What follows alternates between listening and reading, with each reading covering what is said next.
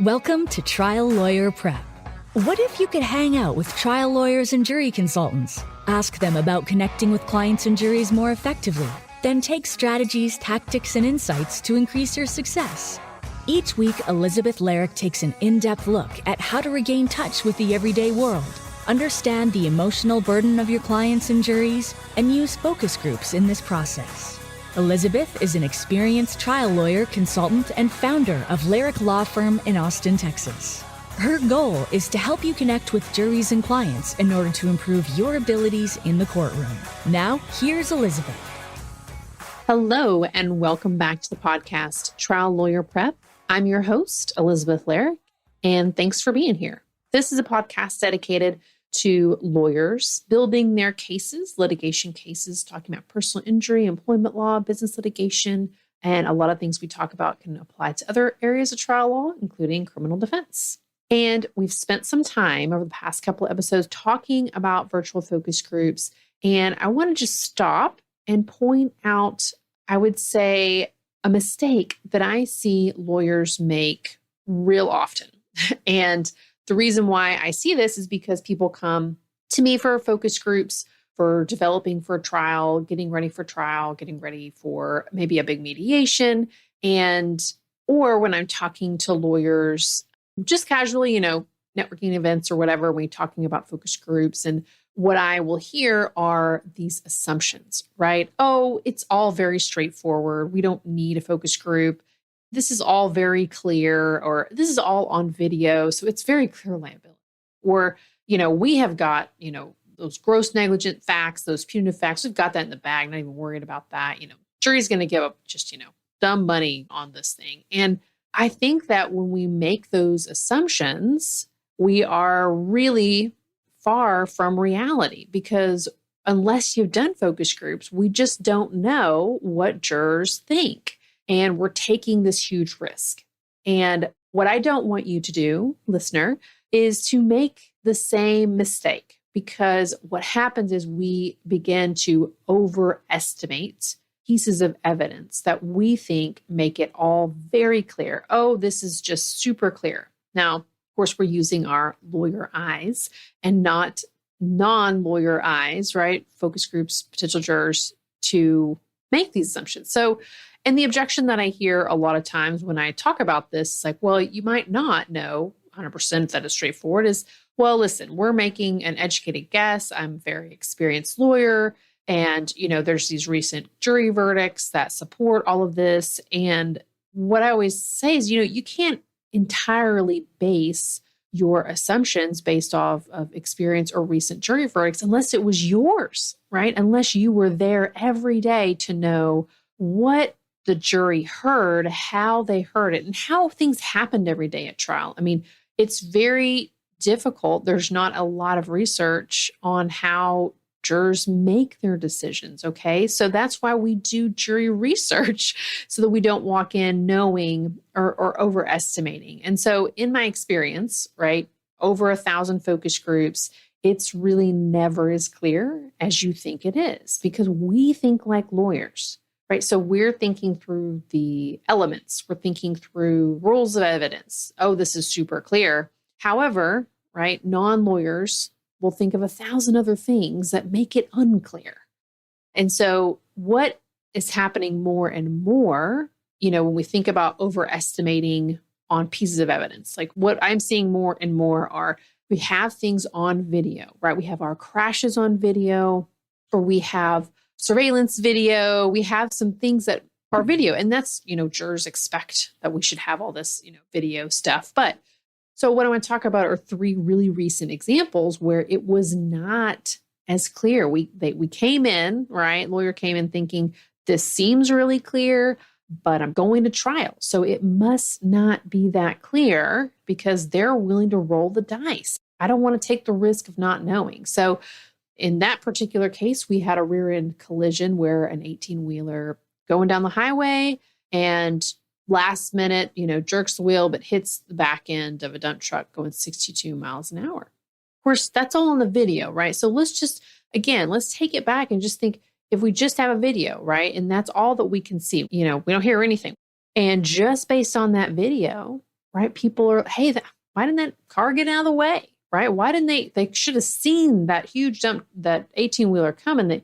They were just going way too slow. What were they doing in there? They must not have been paying attention. So just based on this super clear video, they were still going to tag, right, some responsibility on the plaintiff. And once they had the additional facts, right, all in writing, documented, right, that the 18-wheeler had actually fallen asleep, driver had fallen asleep and totally admitted to it, by the way, that helped things. But even when we got into further, discussion, one of the things that is maybe obvious to us as a lawyer, which is, this was inevitable. Somebody's sleeping, driving down the highway, they're going to run into someone or something. It wasn't to them though. And so that's kind of one of those things where it's like, we may make an assumption, oh, look at these facts. They're going to know where this is going to lead, right? I don't need to lead them there. But that's one of the things I see often as well, is we're making that assumption that they're going to get there, but they don't. Then that's kind of where it's like, okay, hey, they're never going to get to this place. They're never going to get to that conclusion. You have to get them there. And how can we get them there without basically forcing them down this road? What are the little breadcrumbs that we need to give them? And then knowing they're maybe not going to get there, and you have to actually say it, right? So also another good point about making an assumption that they're going to get there when they never do. Another example is had some body cam footage immediately after a multi-car pileup on a highway. And all the cars are still in the same spots, right? All the drivers are still there. We got some body cam footage, and the police officers asking people what happened. And in the video footage, even the main car or vehicle responsible says, you know what? I was answering the phone. I was on a phone call. So I was doing 2 phone calls at once, and, didn't stop in time. Tried to. And then our, plaintiff is like, yep, saw the 18-wheeler and they crashed right into me. Couldn't stop, ran right into me. And then the next vehicle they just had pictures of, and they just said, you know what? It's all of them. We're not really sure. We're just going to put fault on everybody. Even though we had it basically like a confession, right? It was not clear to them, right? They needed more information, more input. And again, last example here is recently, again, we had some video footage of a collision at night. Now, these are always a little bit more challenging because the videos themselves are difficult to see. Like, you just really can't see anything. And that's really what happened. Was what felt like fairly clear. And again, this is us, as a moderator pointing out, okay, look here on the screen, it still was not very clear to them. And of course, they blamed both when they're confused. And even when we added information, meaning we gave them more facts about, okay, here's what the computer data revealed out of each vehicle, 20 miles an hour over here, 85 miles an hour over here, right? We still had this, kind of confusion and blame all around. So it's not as clear as you think it is. And so while it feels great, we have pictures, we have videos, it's not necessarily this magic wand that we get to wave that makes it super easy to meet what the jury wants to see. So we may be meeting our evidentiary burden, maybe clear to the judge. Maybe we could make an assumption about that too. But really, we don't want to be assuming or overestimating what the jury is going to think. Again, going back into what is our non-lawyer experience? Well, they're watching videos and they're short, right? All our videos are generally longer than we ever want them to be, but they're watching TikTok videos or watching videos on Facebook, anywhere. Even short news videos, right? They're all very, very short, sweet, to the point, and they get there. And so they don't have to do a lot of heavy lifting. And so when it may be clear to our lawyer minds, it's not always going to be super clear to them because that's not their necessary background.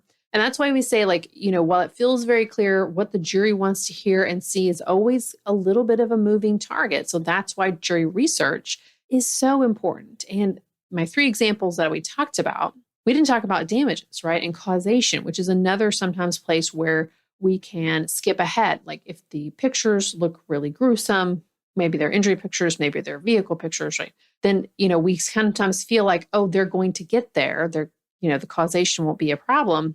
But I'm still seeing, we still need to step by step that mechanism of injury because it's not as clear as they think, and they'll hang their hat on something else, right? So again, when we have this risk, where I see it playing out is when I have the ability to see some of our demand letters or our mediations that we're doing. And we're making a lot of assumptions in there. And that's very easy then for the counterpart or the other side to be like, yeah, no, right? Because again, they're seeing it from a different set of eyes. They're like, yeah, no, this is not super clear, right? That's why we're willing to roll the dice and go to trial. Like these 3 examples, right? These are all examples that they're going to trial. Like this was not a, hey, this is a case prep. These were trial preparation focus groups because it was like, what? This seems so abundantly clear. What are we missing? And that's what I want you to be thinking from the very early on, right? What are we missing right now? Before we go take these depositions, let's play these videos and figure out what is missing, what is unclear, what are they thinking, what are they taking away from these things, and what are this place where maybe we need to breadcrumb and get them to their conclusion, right? That we want them to. That's there, but maybe, takes a couple extra leaps with more facts. So I don't want you to take this risk, right? I don't want you to make this mistake because we could spend some dollars now on jury research, right? Doing some virtual focus groups to avoid spending thousands on our trial and losing, right? That huge risk when we could just figure out what's missing, what overestimates am I making?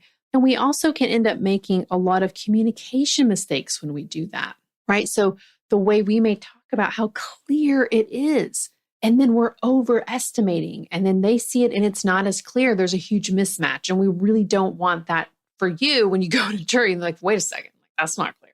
That allows them to pick you apart. And we don't want them to happen, right? So we don't want to overestimate. We want to have that any language we're using matching up and connecting with where they are. So you're going to know what questions they're going to have, and then you can answer them. And you can do that in your demand letters and your mediations, right?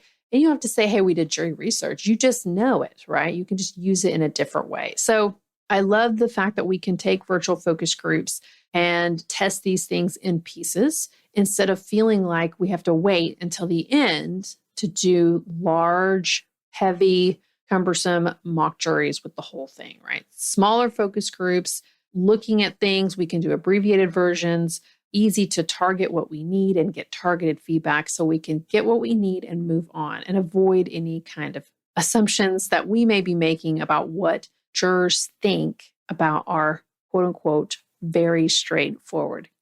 Okay. I hope that this was helpful. If you find yourself making assumptions, just, hit the pause button, right?